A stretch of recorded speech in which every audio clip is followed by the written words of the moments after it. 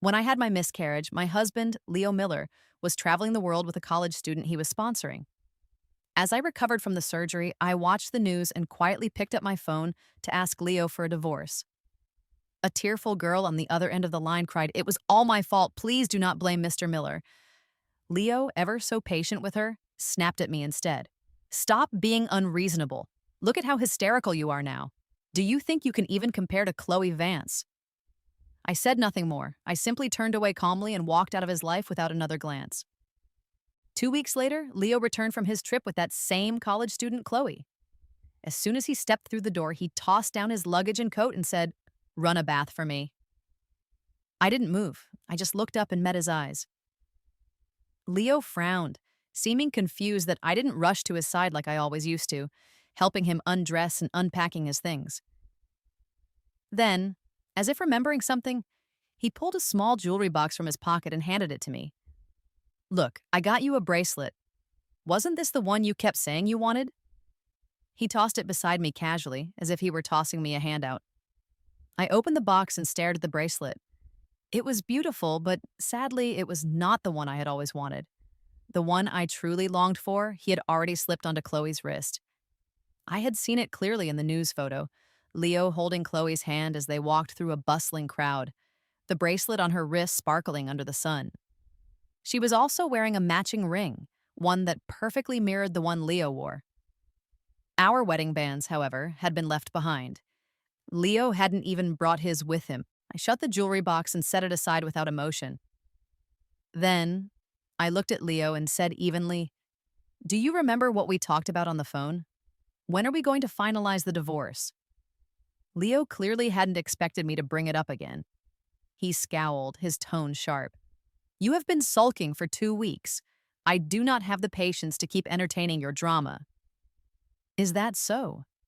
Funny, because when Chloe cried on the phone, he was patient for what felt like forever.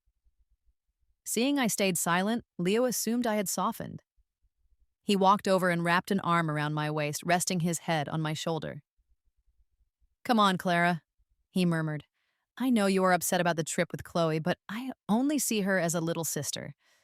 You are reading too much into it." Chloe was a college student Leo sponsored 2 years ago. With his financial support, she had been admitted into one of the top universities in the country. She was just 20 now, glowing with youth. When she was 18, she spent her summer break staying in our home, our marital home, at my invitation. She only moved out when school began. I treated her like family, like a younger sister. I took her out, bought her things, even tried to make her summer easier by offering her a position as Leo's assistant. I thought I was helping her. Looking back now, I had invited the wolf into my own home.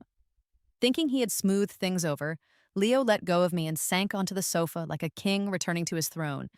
He resumed his commanding tone. "If you are done sulking, go make dinner. I spent all day on the road and I am too tired to deal with your nonsense." I turned and looked at him. "Leo, if you do not want a divorce, fine. But it's not too much to ask for the general manager position back at the company, is it?" Leo snapped his head up, his eyes narrowing as if I had just said something dangerous. After a long pause, he finally spoke. "Do not joke around. You have been a housewife for 5 years. You are completely out of touch. Or do you really think you are still that same Hayes executive from before?" You see, that is what Leo always did. He gaslit me, always belittled everything I had ever achieved. But I used to be excellent too. I was never just a housewife. I clenched my fists, trying to hold back the bitterness rising in my chest, but still spoke up for myself. "Leo, do not forget. If it had not been for me, this company would have gone under a long time ago." Leo let out a mocking laugh, full of disdain. "Clara Hayes, do not flatter yourself. You are not that important. If you have time to spare, why not try getting pregnant? That way, maybe my mother will finally accept you." Hearing that, I let out a short laugh, not in anger, but in disbelief. Leo stared at me, puzzled by my reaction. I met his eyes and said slowly, "We were supposed to have a child, but unfortunately, you killed it with your own hands." 2 weeks ago, I had just found out I was 2 months pregnant. That day was our wedding anniversary, and I wanted to surprise him. Leo had always said he loved lively celebrations, so I planned a yacht party and invited our friends, hoping to make the evening special. But Leo never showed up. I called him again and again. He never picked up. Worried that something had happened to him, I checked my phone constantly. That was when I came across a social media post from Chloe. She had shared a video by the sea. I recognized the background. It was near the marina, though the video only showed Chloe's face clearly. She was holding hands with a man. In the background, I heard her voice. "Are you happy being with me?" Then came a man's voice, his voice. "Of course. At least I do not have to see the one waiting at home." I felt my heart stop. I had known Leo for years. I could recognize his voice in a crowd, even in a whisper. And there it was, undeniably his. The one waiting at home. He was talking about me. The video showed Leo and Chloe walking along the beach hand in hand. He had been nearby all along. He had chosen not to come. He skipped our anniversary to take a stroll with another woman. I had long suspected that something was going on between them, but seeing it with my own eyes hit me like a blow to the chest. The pain was sharp, deep. I wiped my tears quickly, trying to hide that I had been crying. By the time the party was ending, Leo showed up, bringing Chloe with him. She held a bouquet of roses in full bloom. They were bright and beautiful, but my body instinctively recoiled. I stepped back. Chloe looked at me with wide eyes, feigning hurt. "Do you not like me, Clara? I understand you did not invite me, and here I am, barging in." She kept calling me sister, and it made my stomach turn. When Chloe first came to live with us, she was shy. The housekeeper had addressed me as Mrs. Miller, but I told Chloe to just call me sister. I had truly treated her like family. I had been blind. I never imagined that this sister would turn out to be so calculating. Leo stepped forward, placing himself protectively between us. "She picked those roses for you. She has asthma and cannot be around flowers too often, but she still went to several shops to find the perfect ones." "What is the problem?" I stepped back further, turned away, and coughed several times. Then I raised my head and said sharply, "The problem, Leo? I am allergic to pollen." He had known this from the very beginning, since the day we met. Yet, after 10 years, he remembered Chloe's asthma but forgot my allergy? Was that not absurd? Only then did a flicker of realization cross his face. He fell silent, his expression briefly stunned. Chloe glanced at him, then quickly threw the bouquet aside and turned to me with teary eyes. "I am sorry, Clara. It was my fault. If anyone is to blame, please blame me. Please do not be angry with Mr. Miller." I looked at her, speechless, but Leo seemed genuinely distressed. He tried to comfort her, even turning to scold me. "Enough, Clara. You are fine, are you not? Stop making a scene. You are frightening Chloe." Hearing him say that, it felt like my heart had dropped into a sea of ice. I was so angry, I just wanted to leave. But Chloe reached out and grabbed my wrist, pleading with me not to be upset with Leo. She clung to me tightly, refusing to let go. Her hands had just touched the flowers. Now her skin was against mine, and my wrist immediately began to itch. I was overwhelmed, anxious to get away, but she just would not release me. So I raised my arm and shook her off. I didn't use much force. It was just a quick motion, a reflex. But Chloe fell straight backward. Leo rushed over in a panic and helped her up, his hands trembling slightly as he checked her from head to toe, making sure she was all right. Chloe, with a pitiful expression and tearful eyes, sobbed softly, "It was not my sister's fault. I just lost my balance." Leo hadn't even thought about what had happened until she said that. But the moment the words left her mouth, he turned to glare at me. He stormed up, pointed at me, and shouted, "Clara, what happened to you? How did you become like this? You have completely let me down." I glanced briefly at Chloe, then looked Leo straight in the eyes and said calmly, "I did not push her." But Leo clearly did not believe me. He grabbed my wrist and pulled me over to where Chloe was sitting, clearly expecting me to apologize. What he did not realize was that my allergy had flared up. I could barely breathe. I began to struggle, gasping for air, but he dragged me forward anyway. When we reached Chloe, Leo suddenly let go of my wrist. My strength had already left me, and I stumbled sideways, crashing into the sharp corner of the coffee table. Pain shot through me like a knife stabbing deep into my abdomen. I could not catch my breath. Leo seemed startled by my fall. For a brief second, he looked concerned and he stepped forward as if to help me. But before he could reach me, Chloe clutched his sleeve tightly and cried out, "Mr. Miller, my stomach. It hurts. It hurts so much." Leo froze. Then he turned away from me and scooped Chloe into his arms. "Clara, stop pretending. You started all this tonight by lashing out at Chloe. I am taking her to the hospital. You should stay home and reflect on your behavior." I could feel blood flowing beneath me, warm and terrifying, but I could not say a word. All I could do was watch helplessly as Leo carried Chloe away. Then everything went black. Later, when I told Leo the truth, he sat in silence for a long time. He did not want to face reality, and he certainly did not want to admit that it was because of him, because of his choices, that the baby died. He finally muttered, "Maybe it is for the best. We both need time to cool off. We are not ready to be parents yet." He paused, then, perhaps remembering some sliver of decency, added, "Are you feeling any better? You have not had breakfast yet, right? Let me ask Auntie Lou to make you something." I reached for his wrist and looked up, forcing him to listen. "Leo," I said softly but firmly, "the baby could have been saved. But I had a severe allergic reaction to pollen. My life was in danger. The doctors had no choice but to save me first." I took a shaky breath. "So, Leo, it was you. You chose Chloe over the baby. That child died because of you." Leo took a step back, his face pale, unwilling to accept it. "Clara, you are being too harsh. Are you saying none of this is your fault? If you had not pushed Chloe, I would not have reacted the way I did." There it was again.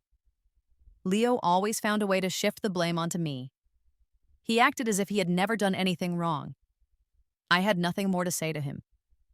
I pulled my hand away. "I will have the divorce papers drawn up and sent to you."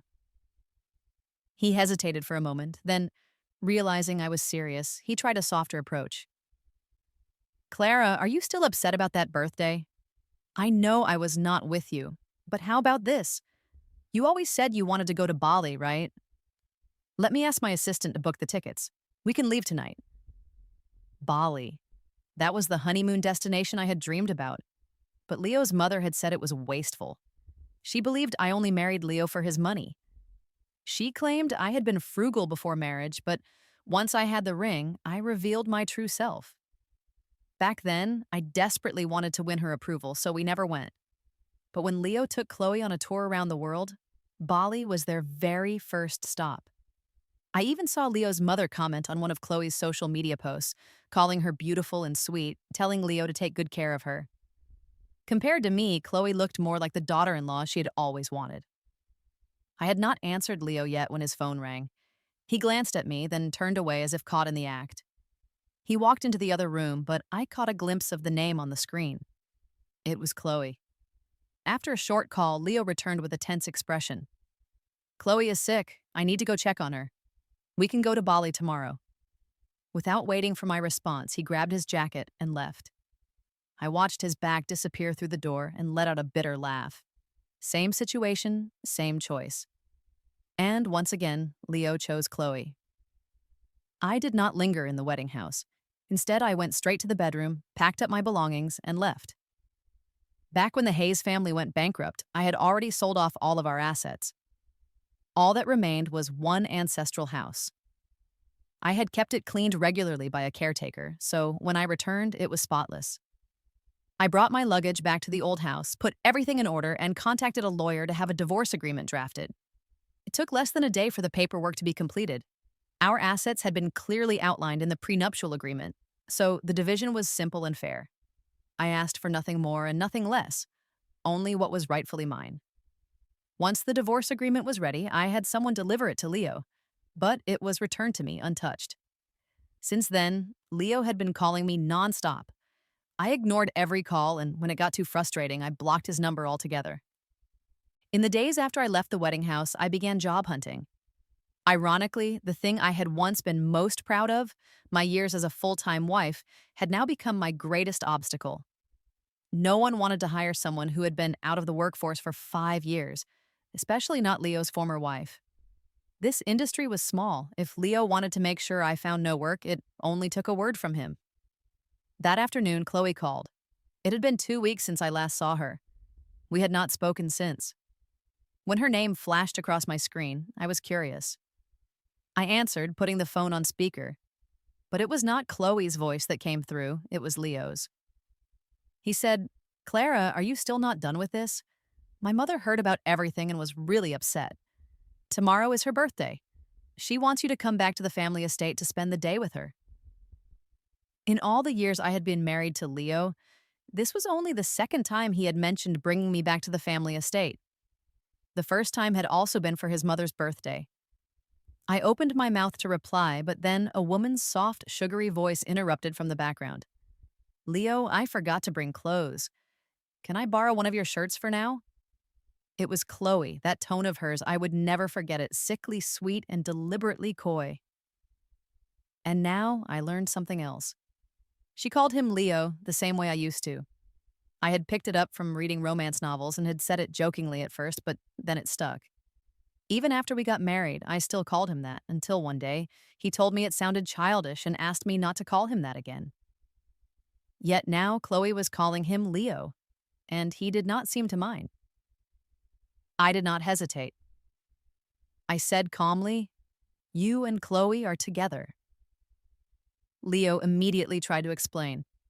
Chloe had a fight with her roommate, so I picked her up from school. She left in a rush and did not bring any clothes. She just borrowed a shirt, that is all.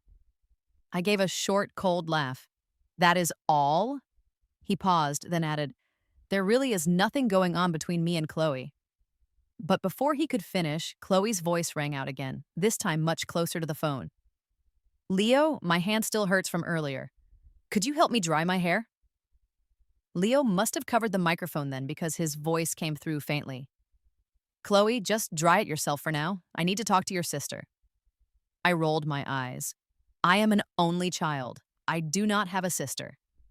Chloe, hearing me clearly, seemed to seize on that as an opportunity to play the victim. "Sister, I know you are still angry with me. I deserve it. I ruined things between you and Mr. Miller. Please do not blame him. It was all my fault." There it was again, her tactic of shifting all blame onto herself, hoping I would play the bitter, jealous wife and get myself cast out by Leo. Leo chimed in, trying to defend her again. "Clara, this was not Chloe's fault. No one wanted it to happen this way." I said nothing, but Chloe, as always, began crying with perfect timing. "If sister does not want to see me, then I will not go to the Miller estate. Mr. Miller, please apologize to your mother for me. I promised her I would celebrate her birthday with her, but I guess I cannot keep that promise now." So even Leo's mother had invited Chloe. Not that it surprised me, she had always liked Chloe. She often invited her over to the family estate, asking her to keep her company. Meanwhile, I, the legally wedded daughter-in-law, had only ever been there once. Leo acted as if I did not exist, gently coaxing Chloe with a warm voice. "Chloe, Mom has been waiting to chat with you. She also wants you to help her make the birthday cake." "How can you not go?" I let out a cold laugh. Only then did Leo seem to remember that I was still there. He quickly turned toward me and said, "Clara, Chloe is around the same age as my sister. My mom treats her like a goddaughter, that is all." Chloe chimed in right away, adding sweetly, "That is right, sister. If you really mind, I will skip tomorrow." I smiled faintly. Chloe had clearly gone to great lengths to force me out of the picture. How could I possibly give her what she wanted? I returned her smile and said, "Since Mrs. Miller likes you so much, of course you should go." Chloe seemed uncertain now, clearly thrown off. She asked awkwardly, "Then what about you?" I tilted my head and replied calmly, "Me? I am going, of course, would not want to miss the show." The day to visit the Miller estate arrived. I did not even bring a gift. I planned to go alone. Leo was supposed to pick me up, and I did not refuse. I figured it would be a good opportunity to talk about divorce.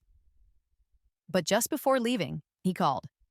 He told me that Chloe had gone on a field study trip in the countryside and could not get back on her own. He needed to pick her up. The problem was the countryside and the Miller estate were in completely opposite directions. There was no way he could manage both trips in time. Leo explained that since Chloe was still a student, he was worried about her traveling alone. As for me, I was mature enough to get to the estate on my own. I said nothing, just gave a simple, all right. After all, this was not the first time Leo had chosen Chloe over me. I still remembered 6 months ago when Leo and I went to my hometown to visit my parents' graves. I had originally buried them in the city, but they always said they wanted to return to their roots, so I moved them to our ancestral land. The road back home was rough, and there was no formal cemetery.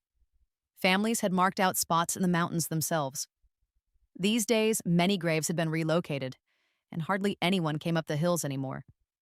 It had rained just the day before, so the trail was slick and steep. The silence and the remoteness of it all felt unsettling. I held tightly to Leo's arm to ease my fear. As we stood before the graves, Leo told me he was going to have a cigarette. I did not stop him. After cleaning the graves and preparing everything, I looked for Leo so we could burn some paper offerings and pour wine for my father, but he was nowhere to be found. Panicked, I called him. The phone line was busy. It was getting colder on the mountain, surrounded by graves with no other soul in sight. I began to shiver uncontrollably. I called again and again until finally he picked up. His voice was impatient. "Why are you calling so much?" I stammered. "Where are you?" Leo sounded flustered, but not because of me. He said, "Chloe's roommate's father showed up again and is causing trouble. I need to go check on her." I stood frozen. Then rage boiled inside me. "Leo, you are my husband. You left me here in the middle of nowhere without saying a word just to rush back for Chloe. If her father is harassing her, she can call the police. You are not a cop. What use are you?" Leo was silent for a few seconds. Then he snapped. "Clara, why are you so heartless? Chloe is all alone in the city. She is already struggling. Can you not show some compassion?" Compassion? I almost laughed. It would take him over 6 hours to drive back. By the time he got there, whatever danger Chloe was in would have passed. How was that saving anyone? Calling the police was helping her. While we argued, it suddenly started to rain. The trees offered little cover, and I could tell the rain would not stop soon. I felt even colder, shivering. I pleaded, "Leo, it is raining now. You know I am scared. I cannot get down the mountain on my own." His voice came back with frustration. "Isn't your aunt nearby?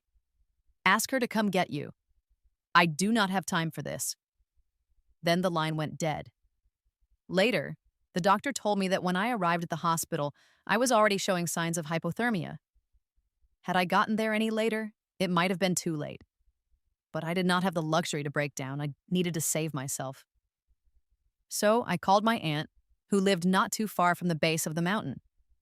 Just as the call began to ring, my phone suddenly went black. That was when I realized it had run out of battery.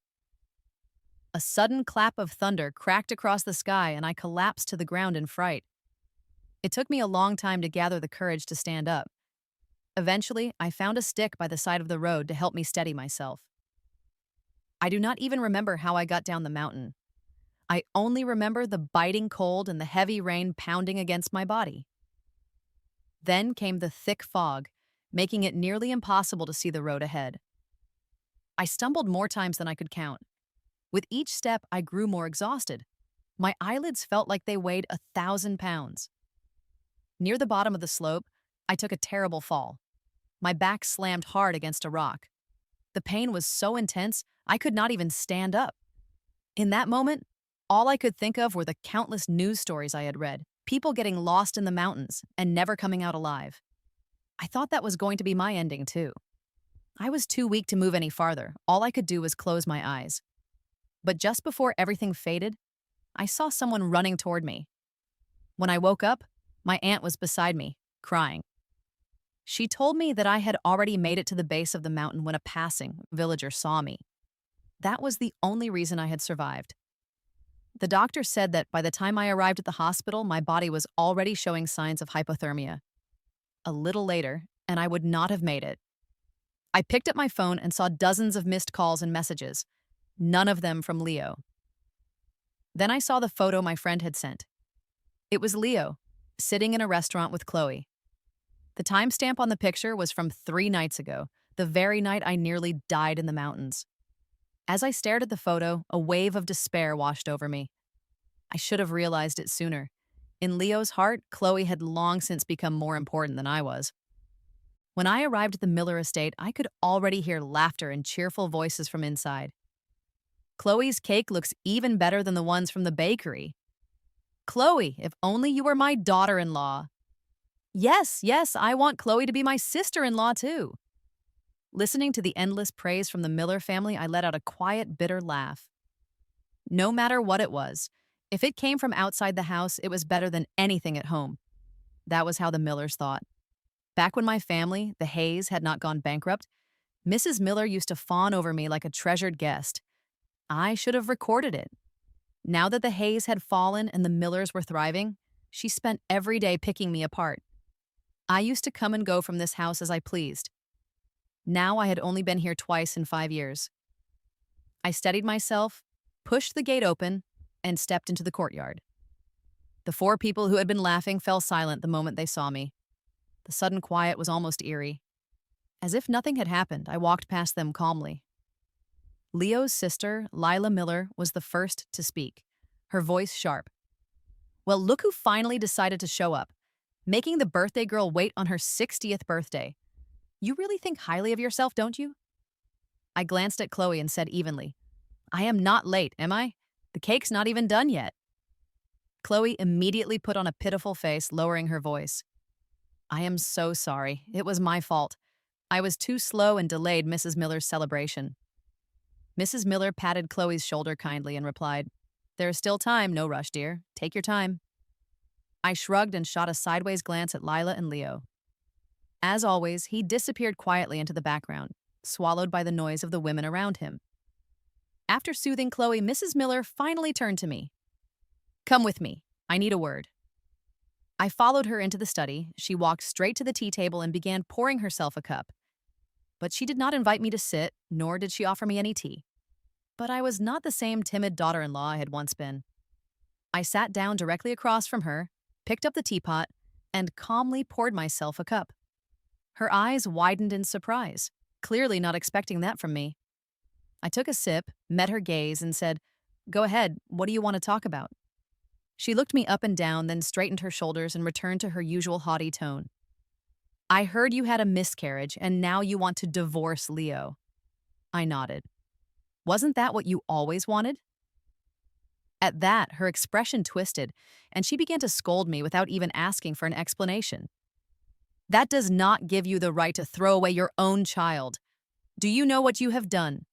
That was a life, a living, breathing child. What you did is murder. Leo had twisted the truth again. He often went crying to his mother, painting me as the villain, and she, already biased against me, needed no encouragement to hate me more. I looked straight into Mrs. Miller's eyes and spoke slowly, firmly. It was your son who killed your grandchild. It had nothing to do with me. Naturally, Mrs. Miller did not believe a word I said, but I had never expected her to. I had no intention of wasting any more of my breath on her. Without another word, I turned and walked out of the study. In the courtyard, Leo was grilling with Chloe. He took the skewer from her hands and said gently, Chloe, you should rest. Let me handle the cooking. Go play with Mia for a while. I watched Chloe pushing Mia Miller on the swing, all smiles and sunshine, as if life were perfect. Suddenly, my mind drifted back to the first time I visited the Miller estate after our wedding, that unforgettable day. Back then, the Hayes family was still riding high, even more prominent than the Millers. When Leo and I were dating, Mrs. Miller had been all smiles, even encouraging Leo to spend more time with me. But after the Hayes went bankrupt, everything changed. The warmth evaporated. Mrs. Miller began to mock and belittle me with thinly veiled insults. Leo, determined to marry me, took our household registry and left home without her blessing. Though the marriage became a fact, Mrs. Miller still refused to acknowledge me as her daughter-in-law. It was not until Chinese New Year that year, when Leo's grandmother came from the countryside and expressed her liking for me, that Mrs. Miller reluctantly agreed to let Leo bring me home for the holidays. It was my first visit to the Miller residence as his wife. Naturally, I wanted to make a good impression. I prepared thoughtful gifts for every family member, all handmade so as not to use any of Leo's money. But as soon as I arrived, Mrs. Miller poured cold water all over my good intentions. "Just look at you," she said, sneering. "All you can manage are these shabby, cheap little things." I tried to explain that I had put a lot of effort into the gifts, but she dismissed me with a wave and threw them into the trash bin right in front of me. Leo said a few words, just a few, before pulling me aside and whispering, "Just ignore her. She is always like this. Just endure it." So I did. That evening, during New Year's dinner, Leo asked me to keep Mia company. I wanted to get closer to her, to bond a little, but she looked at me with open hostility. She called me shameless, disgusting, accused me of stealing her brother away. She was still young, but I suspected Mrs. Miller had been feeding her those ideas. I told Leo what had happened. I asked him to talk to her, to guide her before her thinking became warped. But it only made Mia hate me more. The day we were leaving the house, she pushed me hard. I fell to the ground, scraping my arm on a sharp branch. The cut was deep, and even now, I still bear the scar. And yet, Mrs. Miller insisted it was my fault, that her daughter had nothing to do with it. Even Leo told me to just let it go. And I did. I let it go, until now. The banquet began. Mrs. Miller had arranged for Chloe to sit right beside Leo, while I was placed at the far end of the table. I said nothing. I simply sat down and watched as they ate and laughed like one big happy family. Throughout the dinner, Mrs. Miller repeatedly tried to pair Leo and Chloe together. She even grabbed Chloe's hand right in front of me and asked cheerfully, "Chloe, would you be happy if I made you my daughter-in-law?" Chloe blushed slightly and lowered her gaze. "Clara is Mr. Miller's wife. I would never think of such a thing."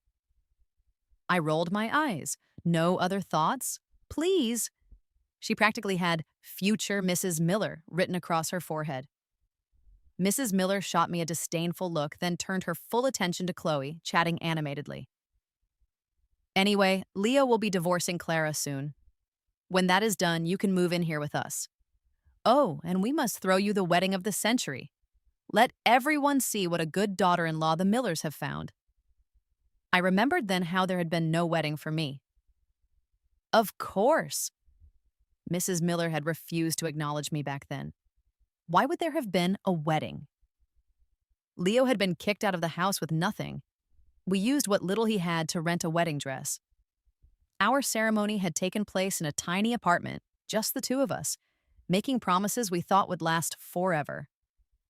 Back then, we got through so many hard days, and now, when things should have been easier, somehow, everything had fallen apart. I lowered my eyes and said nothing. Leo must have sensed something because he turned to look at me and gave a small shake of his head. I understood what he meant. Endure it. But I had no intention of staying silent this time. I rolled my eyes, stood up from my seat, and began walking straight toward them. Leo instinctively stood up as well. When he saw I was headed in their direction, he immediately stepped in to block me. Chloe also moved to intercept.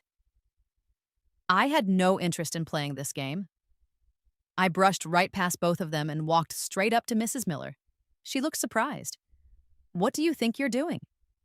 I smiled sweetly at her, then grabbed her arm, pulled her aside, and sat down right in her seat at the head of the table. Her eyes widened in rage. "Clara, have you lost your mind?" Resting my chin in my hand, I looked at her calmly and said, "Mrs. Miller, you carry yourself with such authority now. It is almost easy to forget how, 15 years ago, when your family first arrived in the city, penniless, you begged my father to help you, just for a place at the table. My parents had just passed away, and you joined hands with others to take over their company.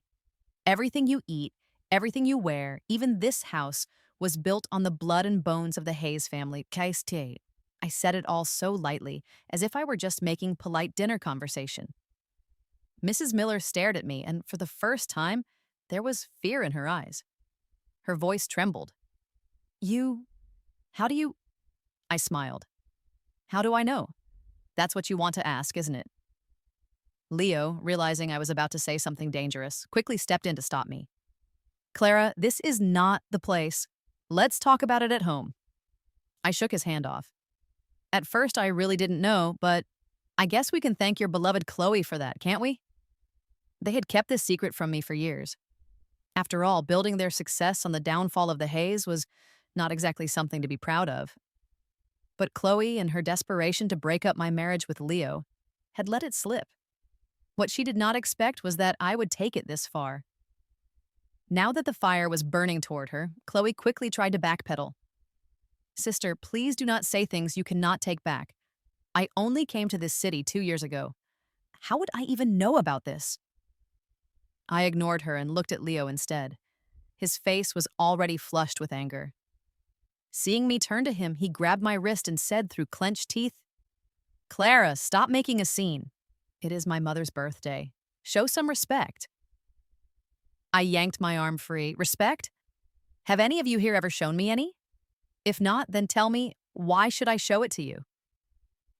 Chloe stepped forward, putting on her best righteous voice, as if she were the voice of reason. Sister, this is too much.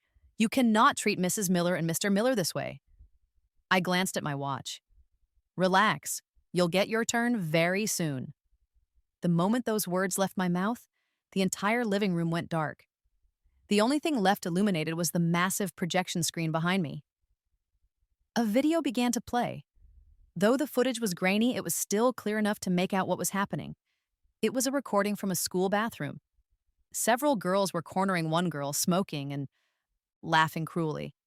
They pressed cigarette butts to her skin, threw vicious insults at her, and eventually stripped her and recorded explicit footage on their phones. Vance, what do we do now? One of the girls asked. The camera panned to the ringleader. It was Chloe, that sweet, innocent face that everyone thought was always being bullied. Turns out, she was the bully all along. The room erupted in gasps.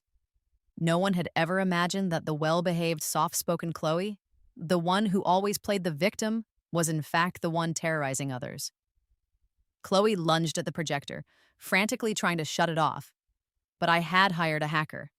No matter what she did, it was useless. Then came the second video. This one was even worse. It showed Chloe in bed with another man. They were kissing passionately. The man asked, You're not falling for Leo, are you? Chloe scoffed. You must be joking. He is old and boring. He's nothing compared to you. Do not worry, she added. Once I get enough money, we'll run away together. The video cut off abruptly after they engaged in what could only be described as intimate acts. Leo stood frozen, completely stunned. He could not say a single word. Mrs. Miller, once so poised and domineering, collapsed back into her chair, too shocked to stand. Mia burst into tears and pointed at Chloe, crying out, You're awful! You're a horrible woman!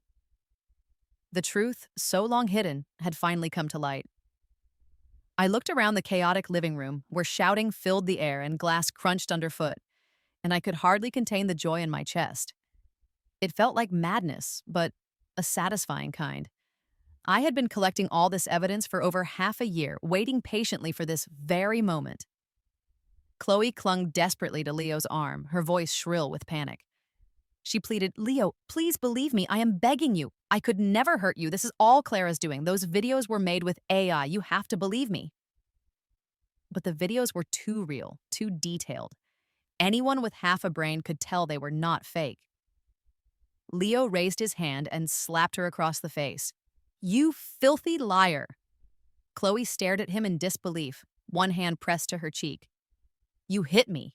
You actually dared to hit me. At that moment, Mrs. Miller finally snapped out of her daze and rushed to her son's defense. You should be glad that is all he did. I am calling the police. Women like you belong in jail. But Chloe was not the type to go down quietly. Her polite facade shattered as she smashed a beer bottle on the table. Shards of glass flew, and she pointed the jagged edge at everyone in the room. Do not push me. I swear I will not go down alone.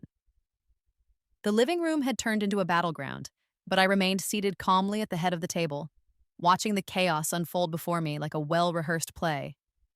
Mrs. Miller used to say she liked daughters-in-law like Chloe, so I had stepped aside and let Chloe take my place. Now, everyone should be happy. Word of what happened at the Miller estate spread like wildfire. Even the company's stock prices took a sharp dive. Suddenly, job offers from firms all across the city flooded my inbox. But I did not choose any of them. Instead, I sent my resume to a small company I had never applied to before. I was quickly hired.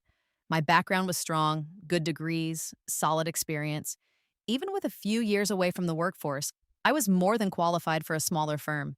The company was brand new. The founder, Daniel, had recently returned from studying abroad. He was young but well-educated, with broad exposure to the world. Smart, capable, and a natural leader. Together with a hard-working team, the company began to thrive. Working with Daniel felt like we had known each other forever. Our ideas often matched with uncanny precision. These 3 months of work brought me more happiness than 5 years as a housewife ever had. Except for one thing. Ever since that day, Leo had been showing up again and again. He came to me every day, kneeling and begging for forgiveness, pleading with me not to finalize the divorce, asking me to return as Mrs. Miller. He was delusional. One night, Leo came to my building again, reeking of alcohol, carrying a bouquet of preserved flowers. He insisted I take them. "Clara," he slurred, "I remember you are allergic to pollen, so I made this bouquet myself." "Look, is it not beautiful?" I stared at him, and suddenly my mind drifted back to our college days. Back then, he had remembered my allergy too. He gave me a similar bouquet of preserved flowers. I had cherished it, kept it in our wedding house all these years, unable to throw it away. But this time, I took the bouquet from him and dropped it straight into the trash can. Leo's eyes filled with tears. He broke down instantly. "Clara, I know I messed up. I am trying to fix it. I swear I am changing. I have already reported Chloe to the police. She is in custody now. She will not bother us again. Please, I am begging you, forgive me." I looked at Leo seriously and said, "Even if you got rid of Chloe, there will always be another Chloe, a Susan, a Lisa. Someone else will always come along. Our relationship is broken, Leo. You need to accept that." Leo shook his head, his eyes searching mine desperately. He pointed at the bracelet on my wrist. "You are still wearing the bracelet I gave you in college. Do you remember how happy we were back then? We promised we would be together forever, Clara. How can you forget that?" I reached up, took off the bracelet, and placed it in his hand. "You are the one who forgot the promise. I never did." Leo wanted to talk about college. Yes, those years had been beautiful. We had made promises to last a lifetime. But in the end, it was Leo who broke them. It was Leo who changed. Leo dropped to his knees, clutching the hem of my coat like a drowning man grabbing for air. "Clara," he pleaded, "I beg you. I swear I will change. I will never make the same mistake again. Please, I cannot lose you. I cannot live without you." I tried to pull away, but I did not have the strength. In the end, I could only let my hands fall helplessly at my sides and look down at him with a weary heart.